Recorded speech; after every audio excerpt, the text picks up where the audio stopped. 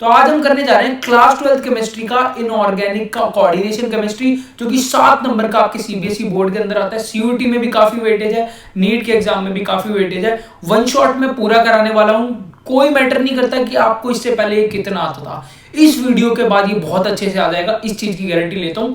बस आपको करना क्या है, वीडियो एंड तक देखनी है।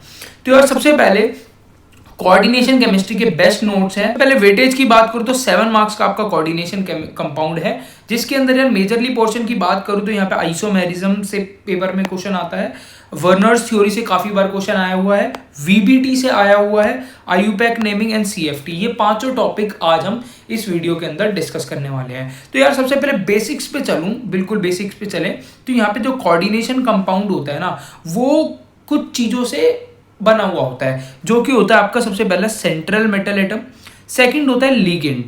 लिगेंड क्या होता है? लिगेंड यार एक वो सब्सटेंस है जो कि आपका पेयर ऑफ इलेक्ट्रॉन डोनेट करता है किसको? सेंट्रल मेटल एटम को। जैसे कि यहाँ पे कोबाल्ट है। सेंट्रल मेटल एटम वो होते हैं यार मेजरली डी ब्लॉक एलिमेंट से होंगे, और डी ब्लॉक एलिमेंट्स मतलब कि इनके पास अनपेयर्ड इलेक्ट्रॉन होंगे। तो ये लिगेंड जो है अनपेयर्ड इलेक्ट्रॉन मतलब पेयर ऑफ इलेक्ट्रॉन डोनेट करेगा सेंट्रल मेटल एटम को। अब इसके अंदर क्या होता है, ये एक स्फीयर ब्रैकेट से क्लोज्ड होता है, जिसको हम कोऑर्डिनेशन स्फीयर बोलते हैं। अब कोऑर्डिनेशन स्फीयर के ऊपर जो चार्ज है ये +3 है ना, तो मतलब ये +3 क्या है? कोऑर्डिनेशन जो आपका कंपाउंड है उसमें जो सेंट्रल मेटल एटम है उसकी ऑक्सीडेशन स्टेट है। साथ में जो बाहर आयन लगा हुआ है 3Cl नेगेटिव, ये आपका होता है आयनाइजेबल आयन। तो ये टोटल आपका कोऑर्डिनेशन जो कंपाउंड है उसके अंदर चीजें होती हैं। यहाँ पे लिखा भी हुआ है coordination compound consist of ligand जो कि pair of electron central metal atom को डोनेट करता है, complex ion, cation, anion. Complex ion generally written in square, जैसे बताया स्क्वायर ब्रैकेट में हमने इसको एनक्लोज किया।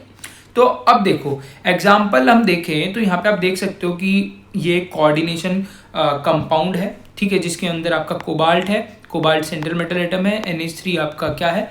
लिगेंड है, और 6 आपका कोऑर्डिनेशन नंबर होता है। और यहाँ पे ये मॉडर्न रिप्रेजेंटेशन है, और ये वाली जो थी कि आपकी ओल्ड रिप्रेजेंटेशन थी, ठीक है, और ये वाली जो है एक मॉडर्न रिप्रेजेंटेशन है। तो दो तरीके से हम कोऑर्डिनेशन कॉम्प्लेक्सेस को लिख सकते हैं। सबसे पहला हम कॉम्प्लेक्स आयन को लिखे, देन अनायन को लिखे। मतलब कि इसके अंदर जो आपका कॉम्प्लेक्स आयन है ये कैटायन है, ठीक है। मतलब दो पार्ट्स होते हैं आपके कोऑर्डिनेशन कॉम्प्लेक्स के, एक होता है कैटायन और एक होता है अनायन। होगा ही होगा, ठीक है। हो सकता है आपका जो कॉम्प्लेक्स आयन हो वो कैटायन हो, और अनायन भी हो सकता है। दोनों केसेस देखते हैं। तो इस केस के अंदर आप देख सकते हो 3Cl नेगेटिव, तो ये तो अनायन ही होगा। इसमें जो कॉम्प्लेक्स है आपका कैटायन है कॉम्प्लेक्स। अब ये वाला केस देखो, इसके अंदर जो भी चीज पहले लिखी है ना, लाइक आप यहाँ देख सकते हो K4 पॉजिटिव मतलब पोटेशियम लिखा हुआ है, तो यहाँ पे जो पहले लिखा है वो कैटायन होता है। हमेशा हमेशा पहले पॉजिटिव देन नेगेटिव चीज लिखी जाती है। तो यहाँ पे कॉम्प्लेक्स पहले लिखा तो ये कैटायन था, यहाँ पे कॉम्प्लेक्स बाद में लिखा है तो ये अनायन है। सिंपल सी बात है। अब आ जाते हैं यार लीगेंड्स पे, वही जो पेयर ऑफ इलेक्ट्रॉन डोनेट करता है। सिंपल सी बात है, कई तरह के लीगेंड्स होते हैं, वो हम अभी डिस्कस करेंगे आगे। कोऑर्डिनेशन नंबर आपको मैंने बता ही दिया था, जो लीगेंड्स कितने नंबर ऑफ लीगेंड जुड़े हुए हैं। जैसे CN देखो 6 है, तो यहाँ पे कोऑर्डिनेशन नंबर हो गया 6, यहाँ पे 2 है तो यहाँ पे हो गया 2। तो मतलब जितने नंबर ऑफ लीगेंड्स है उतने ही आपके कोऑर्डिनेशन नंबर। अब ऑक्सीडेशन नंबर जो मैंने आपको बताया था वो ना निकालते भी हैं, निकालना आपको मैं बता देता हूँ। जैसे कि हम यहाँ पे हमारे पास एक कंपाउंड है, कोऑर्डिनेशन कंपाउंड है। अब इसके अंदर आपको क्या करना है, पोटेशियम 4 है, तो पोटेशियम पे जो वैलेंसी होती है पोटेशियम की 1 होती है, तो 4 है, तो 4 इंटू में 1। सेंट्रल मेटल एटम का ऑक्सीडेशन स्टेट निकालना होता है, उसको X ले लिया। CN का जो चार्ज होता है वो -1 होता है। आपको आगे मैं बताऊंगा अभी क्या क्या याद करना होता है आपको। CN का -1 इंटू में 6 इज इक्वल टू 0, 0 करना होता है जो भी चीज होती है, टोटल 0। देन कुछ नहीं, आप अपना मैथ्स लगाओगे और X इज इक्वल्स टू 2 आ जाएगा। रेडॉक्स रिएक्शन क्लास 11th में भी हमने पढ़ा हुआ है। तो यहाँ पे जैसे X इज इक्वल्स टू 2 आ गए, तो इसको रोमन में लिखते हैं हम, FE रोमन में लिखते हैं, FE2 है, ठीक है। तो एजुकेशन अड्डा को सब्सक्राइब जरूर कर लेना अगर नहीं किया हो। अब टाइप्स ऑफ लिगेंड पे आ जाते हैं। टाइप्स ऑफ लिगेंड, कई तरह के लिगेंड्स होते हैं। मेनली जो होते हैं यूनिडेंटेड और डाइडेंटेड लिगेंड ही पढ़ेंगे हम। यूनिडेंटेड यार वो जो एक सिंगल डोनर एटम हो जिनके पास, जैसे NH3 उसमें सिंगल डोनर एटम है, उसको यूनिडेंटेड बोलते हैं। Cl नेगेटिव है, वाटर है, सिंगल डोनर एटम है। ऐसे भी होते हैं जिसमें यार डबल डोनर एटम होता है, ठीक है, जिसके अंदर 2 डोनर एटम होते हैं, उसको डाइडेंटेड बोलते हैं। और इसके भी 2 एग्जांपल है, जैसे कि EN है जो बहुत पॉपुलर है और हम काफ़ी बार यूज़ करेंगे, इथेन 1,2-डायमीन, और है ऑक्जेलेटो C2O4 2 नेगेटिव, ठीक है, ऑक्जेलेटो। ये दोनों ऐसे हैं जिन पे 2 डोनर एटम है जो कि पेयर ऑफ इलेक्ट्रॉन मेटल को डोनेट कर रहे हैं। इसके अलावा एक और होता है पॉलीडेंटेड, जिसके पास 6 साइड्स होती हैं, डोनर साइड्स होती हैं, जिसके थ्रू वो मेटल एटम को क्या करता है, इलेक्ट्रॉन्स डोनेट करता है, उसको बोलते हैं ईडीटी। ये काफ़ी पॉपुलर है, इंपॉर्टेंट है, पूछा जाता है इसकी पूछ लेता है कि कितने पेयर ऑफ इलेक्ट्रॉन ये डोनेट करता है। 6 पेयर ऑफ इलेक्ट्रॉन्स डोनेट करता है। फुल फॉर्म भी आप याद रख लेना, इथिलीन डायमीन टेट्राएसीटेट है, ठीक है। इसके अलावा एम्बीडेंटेट की डेफिनेशन कई बार पूछी जाती है। एम्बीडेंटेट एक स्पेशल टाइप का लिगेंड होता है जिसमें एक मतलब 2 डिफरेंट एटम से लिगेंड डोनेट कर सकता है। एग्जाम्पल देखो, एग्जाम्पल से समझ में आएगा। जैसे NO2 है, NO2 के अंदर यार यहाँ पे नाइट्रोजन भी डोनेट कर सकता है, ऑक्सीजन भी। अगर मेटल से NO2 जुड़ा हुआ है, ऐसे लिखा हुआ है मेटल और साथ में लिखा हुआ है NO2, तो इसका मतलब है कि मेटल को नाइट्रोजन डोनेट कर रहा है। और ऐसे लिखा हुआ है MONO, इसका मतलब ऑक्सीजन डोनेट कर रहा है। तो NO2 ही में ही एक बार नाइट्रोजन भी डोनेट कर सकता है, एंड डोनर एटम हो सकता है, और ऑक्सीजन भी डोनर एटम हो सकता है। आपको ध्यान रखना है, NO2 लगा है तो मतलब कि नाइट्रोजन डोनर एटम है, ONO लगा हुआ है तो ऑक्सीजन डोनर एटम। इस तरह से जैसे आपका थियोसाइनाइडो भी होता है, इसके अंदर भी सल्फर और नाइट्रोजन दोनों डोनेट कर सकते हैं। अगर SCN हो तो आपका सल्फर डोनर एटम है, और NCSO तो फिर आपका आइसोथियोसाइनाइड हो जाता है, यहाँ पे नाइट्रोजन डोनर एटम होता है। इसी तरह आप यहाँ पे साइनो का भी देख सकते हो, CN का। तो यार अब आ जाते हैं नोमेनक्लेचर पे, और ये एम्बीडेंटेड को अच्छे से कर लेना, कई बार पेपर में पूछा गया है। नोमेनक्लेचर में यार हम देख लेते हैं कैटायन, सबसे पहले रूल्स होते हैं जो हमें पढ़ने होते हैं, एक बार क्विकली देख लेते हैं। सबसे पहले कैटायन को नेम करना होता है, एनायन से पहले कैटायन को नेम करना होता है। कैटायन सबको पता ही होगा, पॉजिटिव आयन होता है। Oxidation state of the central metal atom is denoted Roman name से, जैसे मैंने पीछे भी बताया आपको, रोमन नेम से हम डोनेट करते हैं। जैसे कि FeCl3 में आयरन का 3 ऑक्सीडेशन स्टेट है, तो हमने इससे डोनेट करा है 3 से, रोमन नेम में। सेम यहाँ पे FeCl2 का 2 है, तो यहाँ पे रोमन नेम में सेकंड से ऐसे डोनेट करना है। थर्ड रूल है, name of the ligand are given first followed by the name of the central metal. कह रहा है लिगेंड का नेम हमें पहले देना है आपके सेंट्रल मेटल एटम से, ठीक है, आयन से। तो ये बात को हम ध्यान रखेंगे, पहले लिगेंड की नेमिंग करेंगे। तो अगला रूल है, name of the ligand that are anion and ending with ide are change to O। देखो यार, अगर हमारा लिगेंड अनायन है यानी कि उस पर नेगेटिव चार्ज है, तो लाइक अगर वो क्लोराइड है तो वो क्लोराइड हो जाएगा, वो नाइट्राइड है तो नाइट्राइड हो जाएगा, अगर वो ऑक्सिलेट है तो ऑक्सिलेट हो जाएगा। तो मतलब E को हमने O में चेंज कर देना है, दैट्स इट। इसके अलावा एग्जांपल देखेंगे तो और अच्छे से समझ में आएगा। इसके अलावा यार कई ऐसे लिगेंड्स होते हैं जो कि सेम काइंड के होते हैं, जैसे कि आपका यार EN है, या फिर हमने जो बाइडेंटेड लिगेंड्स देखे थे, अब उसमें तो ऑलरेडी 2 लिगेंड्स होते हैं। जैसे कि EN है, देखो इसमें ऑलरेडी 2 लिगेंड्स है, डायमीन डाई आयर है। तो इस केस के अंदर हम डाई ट्राई टेट्रा के अलावा यूज करते हैं, क्या यूज करते हैं भाई, बिस ट्रिस टेट्रा किस। मतलब अगर 2 लिगेंड है तो उसके लिए हम डाई यूज करेंगे ना, तो हम ऑलरेडी जिसके अंदर डाई यूज हो रखा होगा उसमें कैसे यूज करेंगे, इसलिए उस जगह पे हम बिस का यूज करेंगे 2 को रिप्रेजेंट करने के लिए, जो हम एग्जांपल में देखेंगे। इसके अलावा अगर हमारा अनायन कॉम्प्लेक्स है, मतलब पहले हमारा अगर अनायन लिगेंड था तो हमने कैसे करा था, हमने I को O में मतलब नाइट्राइडो कर दिया था, क्लोराइडो कर दिया था। बट अगर हमारा अनायन कॉम्प्लेक्स हो तो जो हमारा मेटल, अब मेटल अगर हमारा कॉम्प्लेक्स अनायन हो जाएगा ना, तब हमारा मेटल के अंदर चेंज होगा। कैसे होगा, जैसे कि मान लो यहाँ पे निकिल है और हमारे पास टेट्रासाइनो निकलेट है, तो यहाँ पे आप देख सकते हो कि जो हमारा कॉम्प्लेक्स है वो अनायन है, तो यहाँ पे जो मेटल है उसको हम एंड कर रहे हैं 8 से, निकलेट कर दिया। ऐसे ही अगर लेड होगा तो प्लम्बेट हो जाएगा, गोल्ड होगा ऑरेट होगा, सिल्वर होगा तो अर्जेटेट हो जाएगा, 8 लग जाएगा अगर हमारा जो कॉम्प्लेक्स है वो अनायन है। इसके अलावा जो एम्बीडेंटेड लिगेंड होते हैं उनमें हम अटैचमेंट को रिप्रेजेंट करते हैं, लाइक हमारा MnO2 है तो यहाँ पे हम साइड में लिखेंगे कि नाइट्राइडो N से डोनर एटम N है। MONO है तो यहाँ पे आप लिखोगे कि O डोनर एटम O है, तो यहाँ पे आपको एम्बीडेंटेड के केस में मेंशन करना होता है। ओके तो अब चार्जेस जो मैं आपको स्टार्टिंग में बता रहा था, आप कंफ्यूज भी हो रहे होंगे लिगेंड्स पे क्या चार्ज होता है, जिससे हम ऑक्सीडेशन स्टेट भी निकालते हैं। जैसे अमाइन है, ठीक है, अमाइन पे 0 चार्ज होता है, वाटर पे 0 होता है, EN पे 0 होता है, CN पे -1 होता है, SCN पे -1, NO2 पे -1, Cl जितने भी हलाइड्स होते हैं उन पे -1 होता है, कार्बोनेटो पे -2 होता है, ठीक है, सल्फोनेटो पे भी -2, और फ्लो हालाइड पे तो -1 ही होता है। अब एग्जांपल देख लेते हैं जो आपको बहुत अच्छे से समझ में आएगा, और यहाँ पे मैंने आप लोगों के लिए स्पेशल एक सैंपल भी रखा हुआ है जिससे आपको अच्छे से समझ में आ जाएगा। अगर आपका जो कॉम्प्लेक्स है वो कैटायन है, ठीक है, और अनायन गिवन नहीं है, अनायन देखो यहाँ पे आप देख सकते हो एग्जांपल में अनायन गिवन नहीं है और कॉम्प्लेक्स आपका कैटायन है, तो इस केस में सबसे पहले कोऑर्डिनेशन नंबर लिखोगे, देन लिगेंड लिखोगे, देन सेंट्रल मेटल एटम लिखोगे, then oxidation number, then ion लिखोगे, ठीक है। हर किसी केस के अंदर आपको आयन लिखना होता है जिसमें आपका पॉजिटिव चार्ज हो, ठीक है। देखो अब एग्जांपल के तौर पे हम देखते हैं, ये देखो प्लैटिनम है, इसमें अनायन गिवन नहीं है, तो सबसे पहले क्या लिखेंगे हम, कोऑर्डिनेशन नंबर। कोऑर्डिनेशन नंबर ये होता है ना 6 को हम रिप्रेजेंट करते हैं हेक्सा से, तो हेक्सा, देन आपका क्या आएगा, लिगेंड आएगा हेक्सा अमीन, देन आपका मेटल आएगा, मेटल क्या है प्लैटिनम, देन आपका ऑक्सीडेशन नंबर आएगा +4 और आयन लिखना है आपको, ठीक है। अब इस केस के अंदर हमने प्लैटिनेट क्यों नहीं लिखा, क्योंकि हमारा जो कॉम्प्लेक्स है वो कैटायन है, ठीक है। अगर अनायन होता तो प्लैटिनेट लिखना पड़ता।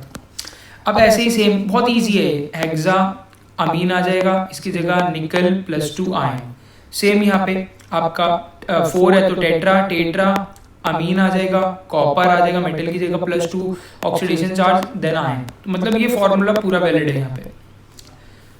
अब आ जाते हैं नेक्स्ट केस पे, अगर आपका जो कॉम्प्लेक्स है वो अनायन है और काउंटर आयन कैटायन है, उस केस में क्या होगा, मतलब कॉम्प्लेक्स अब अनायन हो गया, मतलब कॉम्प्लेक्स अनायन, इसका मतलब ये है कि आपका जो मेटल है वो 8 से एंड होगा, ठीक है। तो यहाँ पे सबसे पहले काउंटर मेटल एटम आता है, देन आपका काउंटर मेटल क्या होता है जो कि आपका कॉम्प्लेक्स से पहले गिवन होता है, ठीक है, वो आता है। तो यहाँ पे सबसे पहले counter metal, then coordination number, then ligand, then central metal, then oxidation number roman में, ठीक है। तो यहाँ पे जैसे एग्जांपल के केस पे आप देख सकते हो, सबसे पहले काउंटर मेटल कौन है, पोटेशियम, तो पोटेशियम यू कहीं हो। अब यहाँ पे ना बहुत बच्चे गलती करते हैं, जैसे पोटेशियम 2 लिखा हुआ है K2, अब 2 को भी रिप्रेजेंट कर देंगे, ऐसा नहीं करना है। 2 को अगर मेटल पहले है ना तो उसमें जो उसकी नंबर ऑफ मेटल है उसको नहीं रिप्रेजेंट करना है, तो खाली पोटेशियम, पोटेशियम के बाद आपका वही आ जाएगा, क्या आएगा, कोऑर्डिनेशन नंबर टेट्रा, और OH को हम रिप्रेजेंट करते हैं हाइड्रोक्सो से, ठीक है, तो OH की जगह आ जाएगा हाइड्रोक्सो, देन आपका जिंक आएगा। अब जिंक के लिए क्या आएगा, यहाँ पे मैंने वैसे ही बताया आपको, यहाँ पे अनायन है कॉम्प्लेक्स, तो जिंकेट आ जाएगा, और ऑक्सीडेशन नंबर आप निकाल ही लोगे +2 आएगा, ठीक है। कोऑर्डिनेशन ऑक्सीडेशन नंबर आप ऐसे भी निकाल सकते हो, कैसे K2 पॉजिटिव है, 2 K2 है, एक K2 पे +1 होता है, तो 2 पे कितना हो जाएगा +2, ठीक है। तो +2 है तो इस पे कितना हो जाएगा, -1 -2 हो जाएगा, -2 मतलब ऑक्सीडेशन नंबर 2 है। तो इस तरह से आप कर लोगे। Au होता है आपका भाई गोल्ड, तो यहाँ पे सोडियम, ठीक है, 2 है तो मतलब कि डाई साइनो, और आपका ऑरेट प्लस हो जाएगा क्योंकि Na पे कितना चार्ज होता है +1 का। तो इसी तरह से यार आप देख लोगे, इनमें से आपको ये वाले का कमेंट सेक्शन में बताना है और ये वाले का कमेंट सेक्शन में बताना है, सेकंड एंड फिफ्थ का कमेंट सेक्शन में बताओगे। अब कुछ और एग्जांपल्स हैं यार, जैसे कि कॉम्प्लेक्स आयन जब अनायन हो, ठीक है, तो आप उस केस के अंदर सिंपल है कि टेट्रा क्लोराइडो निकिल +2 आयन, इतना सिंपल है, मतलब इतने सिंपल ही होते हैं यार। इसके अलावा आपने ये वाले का बताना है कमेंट सेक्शन के अंदर, सिक्स्थ का और सेकंड का। हमारा चैनल को जरूर फॉलो कर ले, और इंस्टाग्राम पे भी हमारा सेम पेज है इसी नेम से, आप इसको भी चेकआउट कर सकते हैं। ये एक बार अच्छे से ध्यान रख लेना, कई बार भूल जाते हैं बच्चे कि इसको कैसे रिप्रेजेंट करना होता है, तो ऐसे इसको एक बार देख लेना। अब आते हैं स्टीरियो आइसोमर्स पे, जो कि इंपॉर्टेंट पार्ट है, इस पार्ट से भी क्वेश्चन आपको पेपर में देखने को मिलते हैं। तो स्टीरियो आइसोमर्स क्या होते हैं यार, स्टीरियो आइसोमर्स वो आइसोमर्स होते हैं, वो कंपाउंड होते हैं जिसमें सेम पोजीशन होता है एटम और ग्रुप का, बट डिफरेंट अरेंजमेंट होता है, मतलब कि नंबर ऑफ जो एटम्स है ना वो तो सेम है, बट उनका जो अरेंजमेंट है ना वो डिफरेंट है। हो सकता है कोई सेम पोजीशन पे लगे हो, ऐसे ऐसे तो सेम पोजीशन, कोई हो सकता है ऐसे लगे हो अपोजिट पोजीशन पे, ठीक है। तो डिफरेंट पोजीशन जिनकी हो, अरेंजमेंट जिनका डिफरेंट हो, उनको हम बोलते हैं स्टीरियो आइसोमर्स, बट उसके अंदर जो एटम और ग्रुप होते हैं वो सेम होते हैं, ठीक है। अब ज्योमेट्रिकल आता है इसमें, और एक आता है आपका ऑप्टिकल आइसोमर। ज्योमेट्रिकल आइसोमर होते हैं cis trans isomer. Cis trans का मतलब पोजीशन जिसमें जो एटम है या ग्रुप है उनकी सेम पोजीशन है, और ट्रांस जिसमें अपोजिट पोजीशन है, तो ये होता है आपका ज्योमेट्रिकल आइसोमर। अब ज्योमेट्रिकल आइसोमर्स का यार ध्यान से सुनना, 4 कोऑर्डिनेशन नंबर जो होता है ना उसमें 2 हो सकते हैं। एक होता है टेट्राहेड्रल, ये भी हो सकता है आपका, और एक होता है आपका स्क्वायर प्लेनर। स्क्वायर प्लेनर कुछ इस तरह होता है, ठीक है, और टेट्राहेड्रल आपका कुछ इस तरह होता है। अब जो टेट्राहेड्रल होता है ना यार, वो ज्योमेट्रिकल आइसोमर्स नहीं बना सकता, क्योंकि उनकी सेम पोजीशन होती है, वो सारे सिस पे होते हैं, वो ट्रांस पे नहीं आ सकते। इसलिए हमेशा ध्यान रखना, 4 कोऑर्डिनेशन नंबर वाला टेट्राहेड्रल कभी नहीं हो सकता, हमेशा स्क्वायर प्लेनर होगा। तो एग्जांपल्स देख लो, यहाँ पे मैंने लिखा हुआ है सेम पोजीशंस होती हैं, ठीक है, सब में 109.5 का होता है एंगल, इसलिए नहीं बना पाता। एग्जांपल देखो, सारे स्क्वायर प्लेनर होंगे जितने भी, जिनमें भी 4 कोऑर्डिनेशन नंबर होगा। जैसे यहाँ पे देखो NH3 है, 2 NH3 है, एक Cl2 है, कितना कोऑर्डिनेशन नंबर है? 4, तो स्क्वायर प्लेनर होगा। तो स्क्वायर प्लेनर में आप 2 बना लो केस, सिस, एक तो NH2 NH3 सेम पोजीशन पे, एक में अपोजिट पोजीशन पे आ गए, वो ट्रांस, तो सिंपल है, कर लोगे। इसमें भी आप देख सकते हो NH3 है, वाटर है, Cl2 है। अब इसमें कैसे बनाओगे यार सिस ट्रांस? तो Cl वालों को अब इसमें जो सेम है ना उसके साथ खेलो, Cl सेम है तो एक जगह सेम पोजीशन पे लगा दो, एक जगह अपोजिट पे लगा दो, ठीक है, सिंपल। अब ये तो हो गया 4 कोऑर्डिनेशन नंबर वाला। अब आते हैं 6 कोऑर्डिनेशन नंबर वाला, जिसको हम बोलते हैं ऑक्टाहेड्रल ज्योमेट्री, और बहुत इंपॉर्टेंट है, ध्यान से सुनना। 6 कोऑर्डिनेशन नंबर में यार ऑक्टाहेड्रल ज्योमेट्री होती है। जैसे आप कोबाल्ट है यहाँ पे, ठीक है, और आपका NH3 3 है, Cl3 3 है। तो इसके अंदर आपको ये भी ध्यान रखना है, आपको इनकी नेमिंग भी आनी चाहिए, कई बार नेमिंग भी पूछ लेते हैं। तो इसकी नेमिंग क्या हो जाएगी? ट्राइअमीनो ट्राइक्लोराइडो, ठीक है, और आपका यहाँ पे आ जाएगा कोबाल्ट 3 आयन, ठीक है। तो इस तरह से आप इसको कर सकते हो। अब इसके अंदर यार आप ध्यान से अगर आप देखेंगे तो अब इसमें आपका एक लिगेंड 3 है, एक लिगेंड 3 है। तो इसको हम कैसे करते हैं? सिंपल है, एक बार तो सेम पोजीशन पे लगा दो। सेम पोजीशन का मतलब है कि अगर आप Cl और Cl को देखो तो ये अपोजिट पे है, नहीं है, सेम पोजीशन पे है ना, सेम पे है। इसको और इसको देखो, ये भी सेम पे, इसको देखो, ये भी सेम पे, इसको और इसको देखो, ये भी सेम पे है। तो ये होता है आपका सिस आइसोमर। अपोजिट में क्या है? NH3 अपोजिट में लगा दो, एक NH3 अपोजिट में, एक Cl अपोजिट में, बाकी सेम पे भी रहने दो। 2 को ही आप कर सकते हो, तीनों को नहीं कर सकते। तो इस तरह आप बना सकते हो। अब यार इस वाले आइसोमर्स में जिसमें आपका जो होता है ऐसे होता है Ma3B3, Ma3B3, इस टाइप के हम बोलते हैं शोफैक्मर आइसोमर, फेशियल एंड मेरिडोनल। अब आपसे पूछ लिया जाता है, आपको ये वाला एग्जांपल दे देंगे, बोल देंगे इनमें 4 एग्जांपल दे देंगे, उसमें पूछ देंगे फैक्मर आइसोमर कौन सा है। तो एक बात बहुत अच्छे से ध्यान में रखना, कोई नहीं बताएगा, Ma3B3 टाइप के जो आपका आइसोमर होगा वो हमेशा फैक्मर आइसोमर होगा। मतलब कि एक लिगेंड 3 होगा, दूसरा लिगेंड भी 3 होगा, उस टाइप के लिगेंड्स में आपका फैक्मर आइसोमर होगा। एक और टाइप होता है जो आगे बताऊंगा।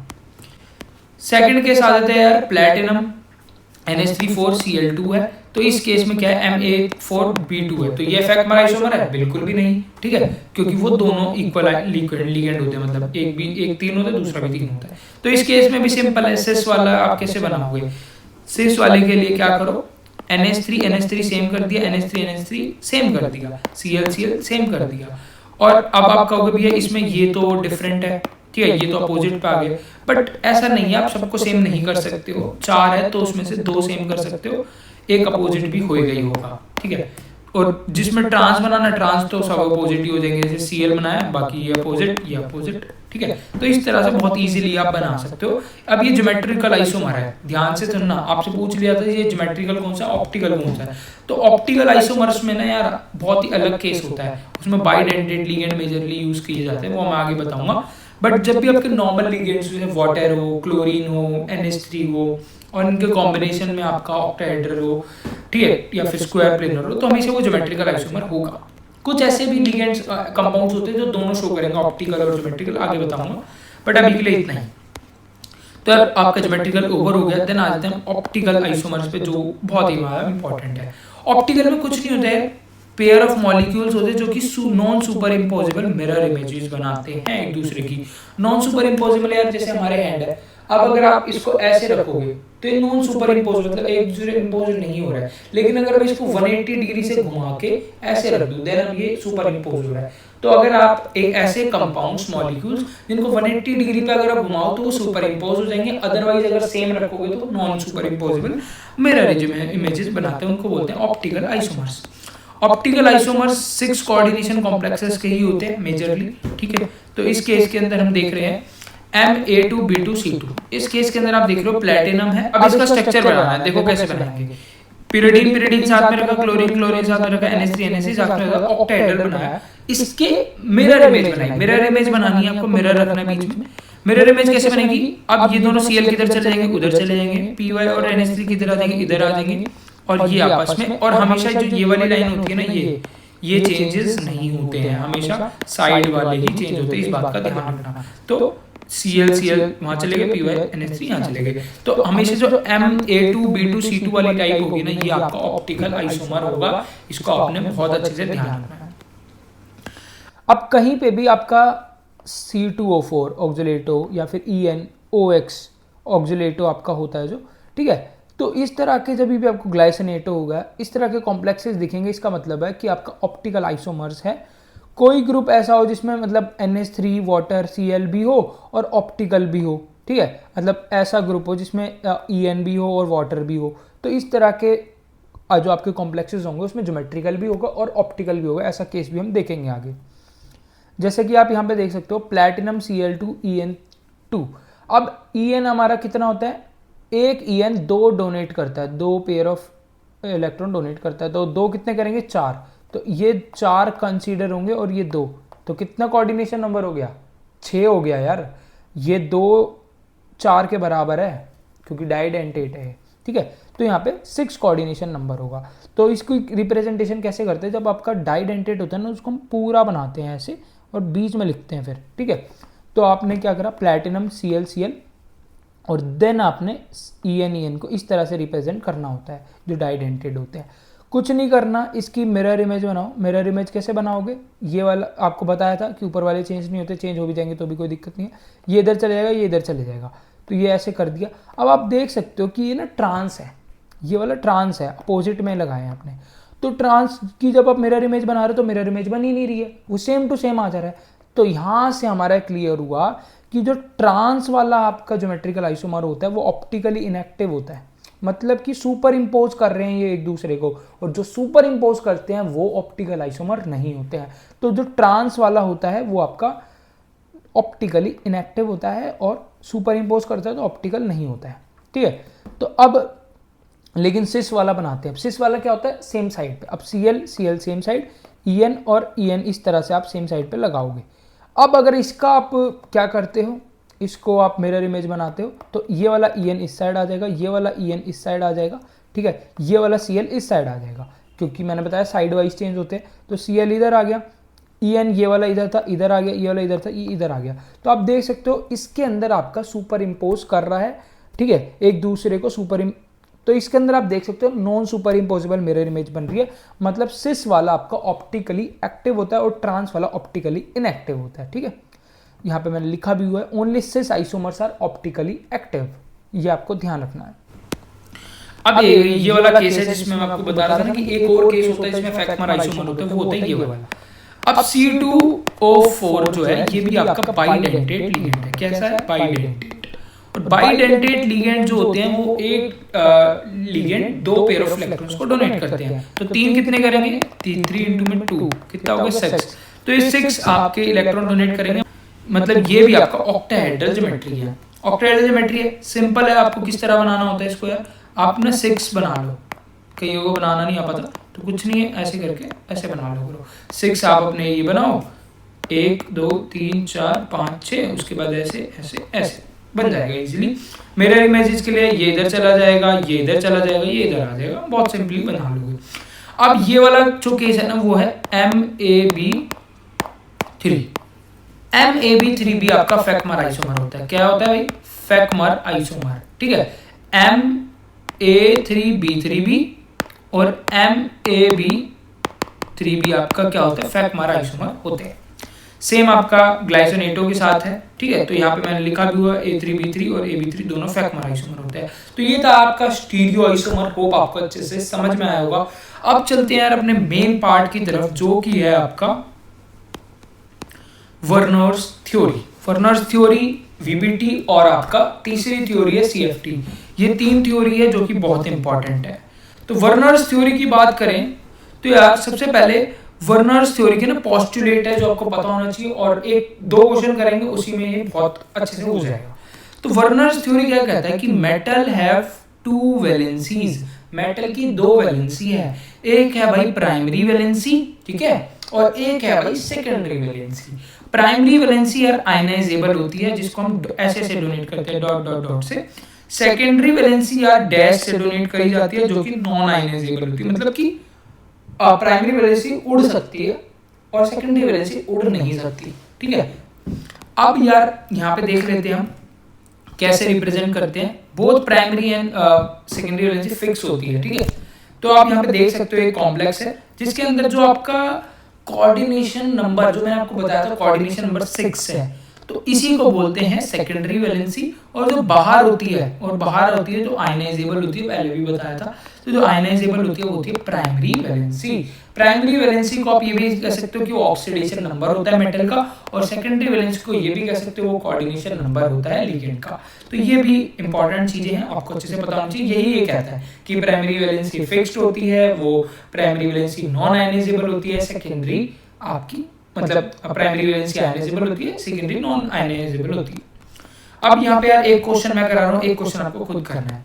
तो ये क्या कह रहा है, when a coordination compound COCl3.6NH3 is mixed with AgNO3 3 moles of AgCl are precipitated. कह रहा है जब हमने एक कंपाउंड कॉम्प्लेक्स कोऑर्डिनेशन कंपाउंड है, अभी ओल्ड रिप्रेजेंटेशन होती है कोऑर्डिनेशन कंपाउंड की, आजकल ऐसे नहीं रिप्रेजेंट करते, इसके अंदर जब AgNO3 डाला तो 3 AgCl प्रेसिपिटेट हुए, ठीक है। अब कह रहा है जो right the structure and IUPAC name of the complex, इस कॉम्प्लेक्स का आईयूपैक नेम लिखो, रिएक्शन लिखो और स्ट्रक्चर बनाओ। तो ये वाला ओल्ड रिप्रेजेंटेशन है, सबसे पहले हमने मॉडर्न रिप्रेजेंटेशन लिखी CONH3 6Cl3 जो मैंने आपको सिखाई थी। अब इसको आप वर्नर्स के अकॉर्डिंग डिस्टिंग्विश कर लो, सेकेंडरी वैलेंसी 6 है, प्राइमरी आपकी 3 है। तो प्राइमरी वैलेंसी आयनाइजेबल होती है, आपको पता है, तो आयनाइजेबल होती है कितनी है, 3 है। तो आपने क्या करा, AgNO3 जो उन्होंने बोला AgNO3 डाला, 3 आयनाइजेबल होती है, तो 3 मोल Cl जो है Ag से रिएक्ट करा, 3 AgCl निकल गए जैसा उन्होंने बोला था। तो जैसा कि वर्नर्स ने बोला था कि प्राइमरी वैलेंसी आयनाइजेबल होती है, 3 मोल Cl के थे तो उन्हें रिएक्ट करा और 3 मोल AgCl निकल गया। अब कुछ नहीं करना, इस वाले स्ट्रक्चर को बना दो, बना दिया, 6 आपने क्या लगा दिए, NH3 लगा दिए। अब प्राइमरी आपने वो पता ही है कि आप डॉट से डिनोट करते हो, तो डॉट डॉट डॉट करके आपने 3 Cl लगा दिए, सिंपल, ठीक है। प्राइमरी वैलेंसी आयनाइजेबल होती है, इससे हमने ये भी रिप्रेजेंट कर दिया। आईयूपैक नेम कैसे लिखोगे, सिंपल है, हेक्सा अमीन कोबाल्ट, कितना आ जाएगा आपका ऑक्सीडेशन नंबर 3 क्लोराइड आ जाएगा लास्ट में, सिंपल, ठीक है। तो ये वाला क्वेश्चन आप करके बताओगे और कमेंट सेक्शन के अंदर इसका आंसर भी लिखोगे। अब आ जाते हैं यार दो सबसे इंपॉर्टेंट थ्योरी है जिससे क्वेश्चन 100% आपके पेपर में आने वाला है। First one is valence bond theory and second one is CFT। तो चलिए अब देखते हैं valence bond theory. Valence bond theory के अकॉर्डिंग यार कहता है कि जो मेटल और लिगेंड के बीच में बॉन्ड है ना, वो कोवलेंट कोऑर्डिनेट बॉन्ड है, और ये जो डेटा है ना, ये मेजरली मैग्नेटिक डेटा के बेस्ड होता है। लाइक आपका बताएगा कि अनपेयर्ड इलेक्ट्रॉन से मैग्नेटिक डेटा बताएगा, मैग्नेटिक मूवमेंट बताएगा, अनपेयर्ड इलेक्ट्रॉन से इनर ऑर्बिटल कॉम्प्लेक्स बन रहा है, लो स्पिन है, हाई स्पिन है, इन सब चीज़ों पर बात होने वाली है। तो यार अभी के लिए ना इतना ध्यान रखो कि जो इनर ऑर्बिटल कॉम्प्लेक्सेस होते हैं वो लो स्पिन होते हैं, इससे रिलेटेड क्वेश्चन आता है, आपको बस इतना ध्यान रखना है फिलहाल के लिए, inner orbital complex are low spin, IL याद कर लो, जैसा IPL होता है ना, IPL इनर ऑर्बिटल पे आपका लो स्पिन होगा, ठीक है, IPL। तो IPL रहेगा आपका। Outer orbital complex high spin होंगे, आगे बताऊंगा इनर आउटर क्या होते हैं। स्ट्रॉन्ग फील्ड लिगेंड और वीक फील्ड लिगेंड्स भी आपसे पूछा जाता है। स्ट्रॉन्ग फील्ड लिगेंड यार वो लिगेंड होते हैं जो इलेक्ट्रॉन्स को पेयर कर देते हैं, ठीक है, अगर इलेक्ट्रॉन्स पेयर नहीं है ना तो उनको पेयर कर देते हैं। ऐसे लिगेंड्स होते हैं यार आपका CO, ठीक है, कार्बन मोनोऑक्साइड, CN और EN, इस तरह के जो लिगेंड्स होते हैं ये आपके स्ट्रॉन्ग लिगेंड्स होते हैं। इसके अलावा एक मॉडरेट लिगेंड भी होते हैं जो मैं आगे बताऊंगा आपको, जैसे कि आपका NH3 होता है जो कई जगह वीक का काम करता है, कई जगह स्ट्रॉन्ग का काम करता है। वीक फील्ड वो होते हैं जो पेयर ऑफ इलेक्ट्रॉन्स मतलब पेयर नहीं करते हैं इलेक्ट्रॉन्स को, जैसे कि नॉर्मल आपका हलाइड्स या फिर वाटर। अब कौन कौन से पैरामीटर्स है जो हम फाइंड आउट कर सकते हैं VBT के थ्रू? तो this theory mainly for the coordination complex 4 और 6 कॉम्प्लेक्सेस के लिए रहते हैं, कोऑर्डिनेशन में इनका 4 हो या 6 हो। अब इसमें हम क्या क्या चीज़ें फाइंड आउट कर सकते हैं, एक एक करके हम देखते हैं। सबसे पहले यार आपको ना कोऑर्डिनेशन कॉम्प्लेक्स दिया मिलेगा, ठीक है, जैसे कि ये है। सबसे पहला काम आपने क्या करना है, इसका ऑक्सीडेशन स्टेट निकालना है, किसका? मेटल एटम का, ठीक है। तो यहाँ पे मेटल का निकालना है आपने, कोबाल्ट का। कैसे निकालोगे? x इस पर कितना चार्ज होता है? -1 का, -6 इज इक्वल्स टू जो भी चार्ज होता है उसको इक्वल टू में रखते हैं, कुछ भी चार्ज नहीं मतलब 0। तो x -6 is equals to -3, x is equals to +3, मतलब कोबाल्ट पे जो चार्ज है वो आ गया आपका +3। अब कुछ नहीं करना, कोबाल्ट का एटॉमिक नंबर कितना होता है? 27। तो 27 के लिए कितना होगा? Argon 4s2 3d7। अब कोबाल्ट के लिए इतना है, लेकिन कोबाल्ट कितना है? +3 है, +3 है तो 3 इलेक्ट्रॉन और निकाल दो, 2 इससे निकलेंगे, 4s से पहले निकलते हैं, ध्यान रखना, 4s2 से निकलेंगे, देन 3d7 है तो 3d6 हो जाएगा। तो 3d6 आपकी फाइनल इलेक्ट्रॉनिक कॉन्फ़िगरेशन जो आपको लिखनी है। अब आता है मेन बात जो होती है इलेक्ट्रॉनिक कॉन्फ़िगरेशन लिखनी कैसे है। तो भाई देन पहले सबसे पहले 3d भरा जाता है, then 4s, then 4p, then 4d। तो 3d के लिए 6 है, तो सबसे पहले हमने कैसे भरा? 1 2 3 4 5। सबसे पहले सबको सिंगल फिल करना है, हुंस प्रिंसिपल आपने पढ़ा होगा, देन पेयर करना है। तो यहाँ पे आपका एक पेयर अनपेयर्ड इलेक्ट्रॉन, मतलब एक पेयर्ड है, बाकी 4 अनपेयर्ड इलेक्ट्रॉन है इसके अंदर, ठीक है। नंबर ऑफ अनपेयर्ड इलेक्ट्रॉन कितने हो गए? 4। तो पहली चीज जो हमें पता चली वो क्या है कि नंबर ऑफ अनपेयर्ड इलेक्ट्रॉन 4 है। तो लीगेंड यहाँ पे क्या है? F6 है। F6 स्ट्रॉन्ग है या वीक है? स्ट्रॉन्ग मैंने आपको 2-3 ही बताए हैं, तो उनमें से कुछ नहीं है, ये तो हलाइड है, तो ये वीक फील्ड है, मतलब कि यहाँ पे पेयरिंग नहीं होगी। अगर स्ट्रॉन्ग फील्ड होता तो ये पेयर हो जाते हैं, ठीक है, बट ऐसा नहीं होगा क्योंकि ये वीक फील्ड है, ऐसे कैसे ही रहेंगे। तो 4 अनपेयर्ड इलेक्ट्रॉन है। अब आगे बात करते हैं। अब अगर हमने Fe के साथ Cn, पहले वहाँ पे F था ना, अब यहाँ पे Cn आ गया। Cn एक स्ट्रॉन्ग फील्ड लिगेंड जो कि पेयरिंग करता है। तो आयरन का ऑक्सीडेशन नंबर होता है 26 के लिए सबसे पहले क्या निकालोगे? क्या निकालोगे? आपका ऑक्सीडेशन नंबर। ऑक्सीडेशन नंबर कितना होगा यहाँ से? 6 - 4 कितना हो गया? 2। तो यहाँ पे हो गया Fe2। Fe2 के लिए कितना हो गया? 3d6, 4s2 होता है, 4s2 से चले गए 2 इलेक्ट्रॉन, खाली बचा 3d6। अब एक एक इलेक्ट्रॉन हम सबको देना चाहिए था, बट हमारे Cn की वजह से पेयरिंग हो गई, तो 6 इलेक्ट्रॉन, 6 की 6 पेयर हो गए। अब यहाँ पे जो कितने अनपेयर्ड इलेक्ट्रॉन हो गए? एक भी अनपेयर्ड इलेक्ट्रॉन नहीं है, एक भी अनपेयर्ड इलेक्ट्रॉन नहीं है। तो यहाँ पे क्या हो गया? अनपेयर्ड इलेक्ट्रॉन कितने हो गए? 0। अब हमें क्या करना होता है? लीगेंड को फिल करना होता है। एक लीगेंड 2 इलेक्ट्रॉन देता है, तो यहाँ पे 6 है, तो हमें एक एक करके क्रॉस से हम फिल करते हैं। तो एक क्रॉस 2 इलेक्ट्रॉन को रिप्रेजेंट कर रहा है, तो 6 है, तो हमने 2 यहाँ पे, 2 यहाँ स्पेस बचा था, देन 4s, बाकी 3 हमने 4p में भर दिए। अब जिसमें आप लीगेंड भरोगे वही आपकी हाइब्रिडाइजेशन हो जाएगी। कैसे? किस किस में भरा भाई?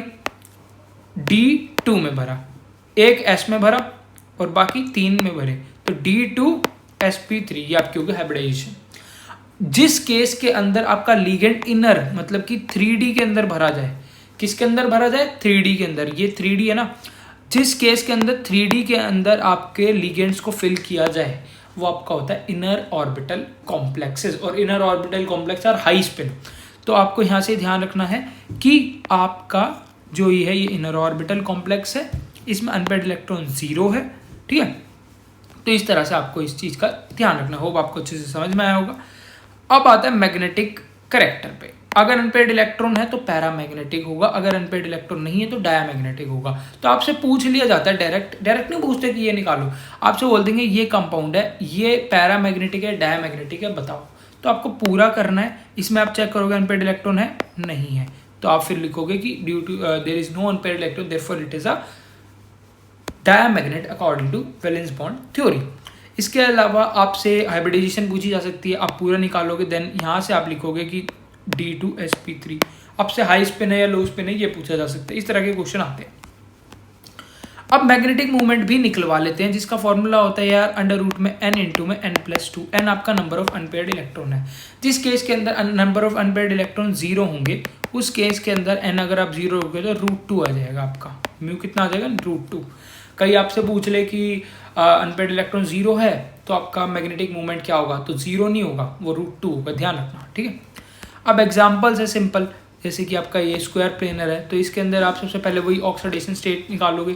+2 है, +2 के लिए निकल आपका 28 होता है, 4s2 गए तो 3d8 बच गया। यहाँ पे Cn आपका क्या है, स्ट्रॉन्ग फील्ड है, तो ये क्या कर देगा, पेयर कर देगा। यहाँ पे अनपेयर्ड है, इसको पेयर कर देगा, कितने 8 है तो चारों पेयर हो जाएंगे, ठीक है। इस तरह से आपका चारों पेयर हो जाएंगे, तो यहाँ पे एक स्पेस बच गया। कितने हैं आपके लिगेंड, 4 है, तो एक स्पेस तो यहाँ बच गया, तो एक स्पेस आपका यहाँ बच जाएगा, तो कितना आ गया, D, एक S पे आ जाएगा, बाकी दो किस में आ जाएंगे, P में आ जाएंगे, DsP2। इसके अंदर भी आपका 3D यूज हुआ है, तो ये भी आपका इनर ऑर्बिटल कॉम्प्लेक्स है। इसी तरह आप इसके भी कर लोगे। होप आपको अच्छे से समझ में आ गया होगा। हाइब्रिडाइजेशन मैंने आपको निकालनी सिखा दी, ठीक है। अब एक ये वाला जो एग्जाम्पल है बहुत इंपॉर्टेंट है, बहुत ही ज़्यादा। इसके अंदर NH3 जो है ये ना कई केसेस के अंदर आपका वीक होता है, कई में स्ट्रॉन्ग होता है। कोबाल्ट के साथ होता है स्ट्रॉन्ग, कोबाल्ट के साथ होगा स्ट्रॉन्ग, और कॉपर के साथ होगा वीक, कॉपर के साथ क्या होगा, वीक। तो इस चीज़ का आपको अच्छे से ध्यान रखना है। अब इसके अंदर हमारा कोबाल्ट है, कोबाल्ट 27 होता है। सबसे पहले ये लिखा, ऑक्सीडेशन नंबर 3 है, तो यहाँ पे 3d6 हो गया, 3d6 है, स्ट्रॉन्ग फील्ड है यहाँ पे, तो पेयरिंग हो जाएगी। ये इसमें गया, ये इसमें गया, 2 बच गए D2 के, तो ये तो सिंपल ही पता चल गया, 2 D2 के बच गए, फर हो गए, तो D2sp3 आ गया आपका, है ना, D2sp3। मतलब कि 1-2 बार करोगे ना बहुत अच्छे से आपको ध्यान में आ जाएगा। Hybridisation D2sp3 inner orbital complex. अब निकिल Cl3 जो हमने ऊपर ही करा था, अभी किया था, तो उसके अंदर भी आपसे पूछ लेते हैं। अच्छा, उसमें हमने निकिल Cn करा था, आप ऊपर ध्यान से देखोगे तो ये निकिल Cn है, यहाँ पे स्ट्रॉन्ग फील्ड था, स्ट्रॉन्ग फील्ड था इसलिए हमारा क्या हुआ, DsP2 आया था हाइब्रिडाइजेशन।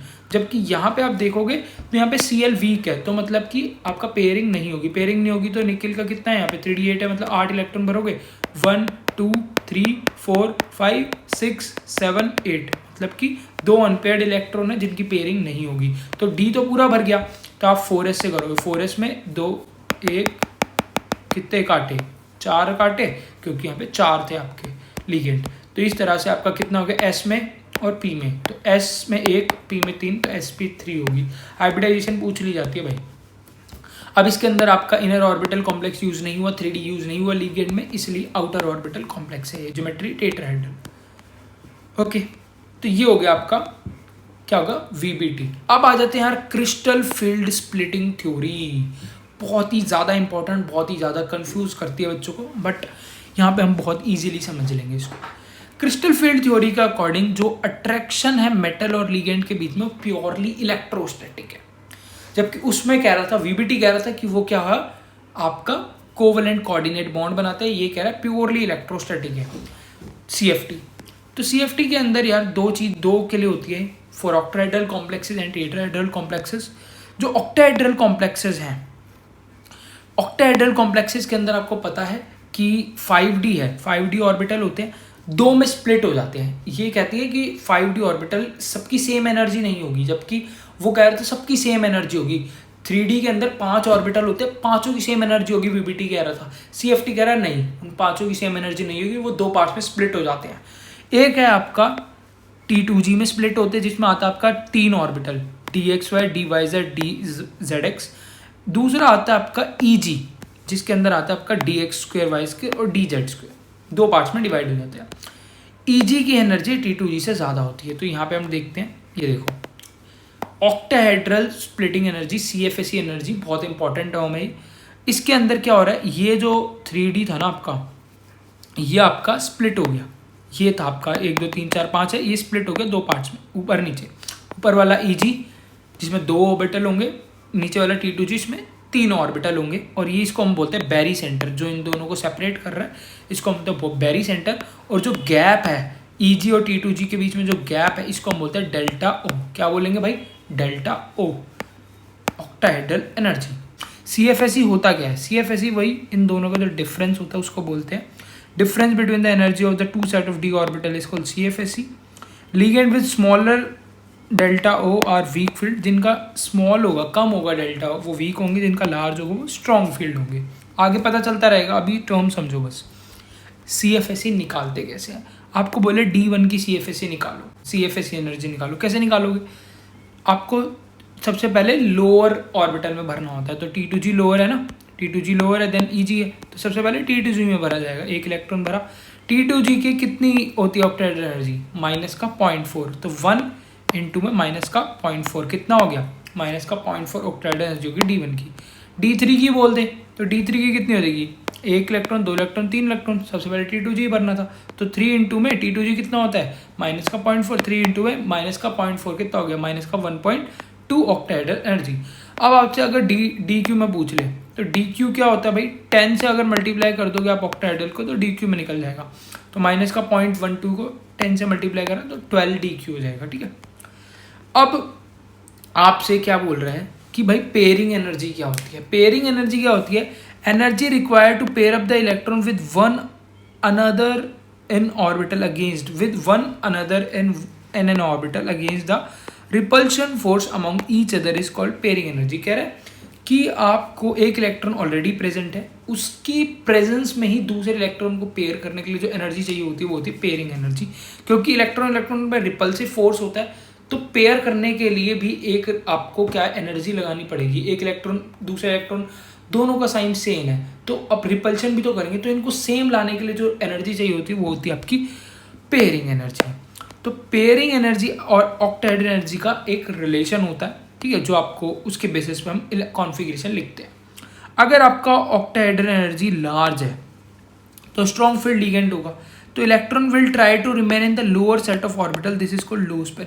अगर आपका ऑक्टेहेड्रल एनर्जी ज़्यादा होगी तो स्ट्रॉन्ग फील्ड होगा, स्ट्रॉन्ग फील्ड होगा तो इलेक्ट्रॉन जो है लोअर सेट में रहने की कोशिश करेंगे रादर देन अपर सेट में रहने की, इसलिए जो है लो स्पिन कॉम्प्लेक्सेस रहेंगे अगर आपका स्ट्रॉन्ग फील्ड में होगा। तो स्ट्रॉन्ग फील्ड लो ऑर्बिटल में लो स्पिन रहेगा, तो SL, ठीक है।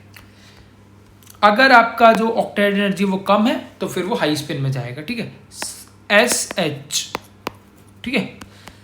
तो हाई स्पिन के केस में आपका क्या होगा? स्मॉल होगा और आपका वीक फील्ड लिगेंड्स होंगे। अब आता है जो आपके पेपर में पूछा जाता है कि अगर ऑक्टेहेड्रल एनर्जी पेयरिंग एनर्जी से ज़्यादा है तो उस कंडीशन में कॉन्फ़िगरेशन लिखो, ठीक है, D4 की कॉन्फ़िगरेशन लिखो। तो यार जब आपकी ऑक्टेहेड्रल एनर्जी पेयरिंग एनर्जी से ज़्यादा होगी, ध्यान से सुनना, ऑक्टेहेड्रल एनर्जी पेयरिंग से एनर्जी से ज़्यादा होगी तो अब आपका डायामैग्नेटिक होगा, स्ट्रॉन्ग फील्ड लिगेंड होगा। स्ट्रॉन्ग फील्ड ही तो होगा, जैसे कि मैंने आपको बताया था कि पेयरिंग एनर्जी जो है इलेक्ट्रॉन को पेयर अप करने के लिए होती है एनर्जी, ठीक है। अब अगर वो ऑक्टेहेड्रल एनर्जी पेयरिंग एनर्जी से ज़्यादा है तो डायामैग्नेटिक होगा ऑब्वियसली, ठीक है। स्ट्रॉन्ग फील्ड लिगेंड, लो स्पिन कॉम्प्लेक्सेस, पेयरिंग होगी। पहले सारे T2G में भरे जाएंगे फिर EG में। कह रहा है कि अगर ऑक्टेहेड्रल एनर्जी ज़्यादा है तो पहले पेयरिंग होगी, ठीक है। ऐसा नहीं होगा, मान लेते 4 इलेक्ट्रॉन है, 4 इलेक्ट्रॉन अगर आप एक एक भरोगे तो 3 T2G में, 1 EG में, बट ऐसा नहीं होगा। आपका क्या होगा? पेयर हो जाएगा, मतलब कि T2G के अंदर ही आपका जो ये T2G होता है ना, इसी के अंदर ही एक और इलेक्ट्रॉन आ जाएगा अगर आपको D4 इसमें भरना है तो, ठीक है। तो अगर ये उस केस में जब ऑक्टेहेड्रल एनर्जी पेयरिंग एनर्जी से ज़्यादा होगी तो D4 का हमने T2G 4 EG 0। अब अगर उल्टा हो जाए, पेयरिंग एनर्जी ऑक्टेहेड्रल एनर्जी से ज़्यादा हो जाए तो पैरामैग्नेटिक, वीक फील्ड लिगेंड, लो स्पिन, पेयरिंग नहीं होगी, पेयरिंग नहीं होगी। पेयरिंग नहीं होगी तो अगर D5 भरना है तो T2G आपका ऐसे आएगा 1 2 3, तो 1 2 3 1 2, EG में 2, T2G में 3।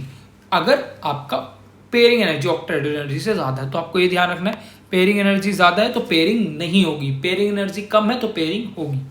इस चीज़ का आपको बहुत अच्छे से ध्यान रखें जो आपके पेपर में पूछा जाता है। बाकी तो सब सिंपल है, आपको ये सब कॉन्फ़िगरेशंस के लिए मैंने लिखा हुआ है, एजुकेशन अड्डा अर्सुरी को फॉलो कर लेना। इसके अलावा ना मैंने आप लोगों के लिए ऑलरेडी लिख के रखी हुई है, इस टेबल को आपको बहुत अच्छे से ध्यान रखना, इससे पेपर में जरूर आएगा।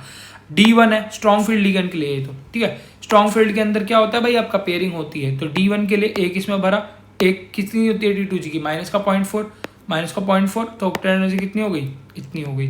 तो इस तरह से D3 तक तो सेम ही रहेगा क्योंकि D3 तक तो पेयरिंग हो ही नहीं सकती, तो ऐसा रहा। D4 में पेयरिंग हो सकती है तो हमने पेयरिंग कराई क्योंकि स्ट्रॉन्ग फील्ड लिगेंड है, ये स्ट्रॉन्ग फील्ड लिगेंड्स के लिए ये वाली एनर्जी। अब एक बात ध्यान से ध्यान रखना भाई, अब आपका ये देखो, आपका CFSE एनर्जी इसमें क्या करी, माइनस का 0.4 ऑक्टेहेड्रल एनर्जी प्लस में एक पेयरिंग एनर्जी। कैसे? स्टार्टिंग में देखो यहाँ पे कितने इलेक्ट्रॉन है, 1 2 3 4 है, बट यहाँ पे आप देखोगे तो यहाँ पे भी 4 है, लेकिन यहाँ पे एक भी पेयर नहीं है, यहाँ पे एक पेयर हो गया। पेयर हो गया क्यों? क्योंकि स्ट्रॉन्ग फील्ड लिगेंड पेयरिंग करते हैं। तो यहाँ पे एक पेयरिंग एनर्जी भी तो लगी, ये तो ऑक्टेट एनर्जी हो गई आपकी। T2G4 की कितनी होती है? माइनस का 0.4 इंटू में 4, 0.6 हो गई, 1.6। और साथ में एक पेयर भी तो हुआ है, एक पेयरिंग एनर्जी। D5 के लिए 2 पेयर हुए तो 2 पेयरिंग एनर्जी। D6 के लिए, अब D6 में देखो, D6 में यहाँ पे 5 इलेक्ट्रॉन होते हैं, बहुत इंपॉर्टेंट है ये, बहुत ही ज़्यादा इंपॉर्टेंट है, पेपर में आ सकता है।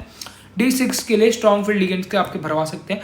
अब यहाँ पे 1 2 3 4 5 ऑर्बिटल होते हैं, 5 ऑर्बिटल होते हैं लेकिन 6 है, तो एक पेयर तो यहीं पे ही हो जाएगा ना। अगर आप फिल करोगे तो एक एक सब में, देन एक दोबारा फिल किया तो एक तो ऑलरेडी यहाँ पे पेयर है, और यहाँ पे तो तीनों पेयर है, तो एक पेयर ऑलरेडी ही था, तो 2 ही तो पेयरिंग एनर्जी एक्स्ट्रा लगी। तो कितना हुआ ये? T2G में होता है 0.4 इंटू में 6 माइनस का 2.4 ऑक्टेट एनर्जी, प्लस में 2 पेयरिंग एनर्जी होगी, ना कि 3। ध्यान रखना इस बात को। बाकी D7 है। अब मैंने यहाँ पे वीक फील्ड के लिए भी लिखा हुआ है, वीक फील्ड में आपको पेयरिंग नहीं करानी होती, तो यहाँ पे पेयरिंग नहीं कराई, हमने ऊपर पहुंचा दिया EG में, D5 में पहुंचा दिया ऊपर। तो EG का होता है कितना होता है? माइनस का 0.4, और T2G का होता है कितना होता है? माइनस का 0.4, और ऊपर कितना होता है? 0.6। तो कितना हो गया? माइनस 0.4 इंटू में 3 कितना हो गया भाई? माइनस का 1.2 प्लस में 0.6, ये तो 0 ही हो गया, 0 हो गया। ऐसे ही आपको D10 तक, D10 भी 0 ही हो जाएगा, कैंसिल हो जाएंगे पूरे के पूरे। तो ये था यार वीक फील्ड और स्ट्रॉन्ग फील्ड के लिए टेबल, बहुत अच्छे से ध्यान रख लेना। ये पूरे यूट्यूब पे कोई नहीं देगा ये टेबल, पर्सनली आप लोगों के लिए बना के रखी हुई है। ये नोट्स अगर आपको चाहिए तो ओनली 49 रुपीज़ में मिल जाएंगे। नंबर आपको डिस्क्रिप्शन में मिल जाएगा, यहाँ भी लिख दे रहा हूँ आप लोगों के लिए, 8630693931। इस नंबर पे कांटेक्ट करके आप ये नोट्स को ले सकते हो। ओनली 49 रुपीज़, ज़्यादा नहीं लगने वाले हैं, और सारे चैप्टर्स के भी आप ले सकते हो। अगर आपको और चैप्टर के वन शॉट देखने हैं तो मेरी प्लेलिस्ट जाके देख सकते हो, और किसी टॉपिक पर वीडियो चाहिए तो कमेंट सेक्शन के अंदर बता सकते हो। यार हमारे चैनल को जरूर शेयर कर देना अपने सारे दोस्तों के साथ। मिलते हैं नेक्स्ट वीडियो में, तब तक के लिए ऑल द वेरी बेस्ट।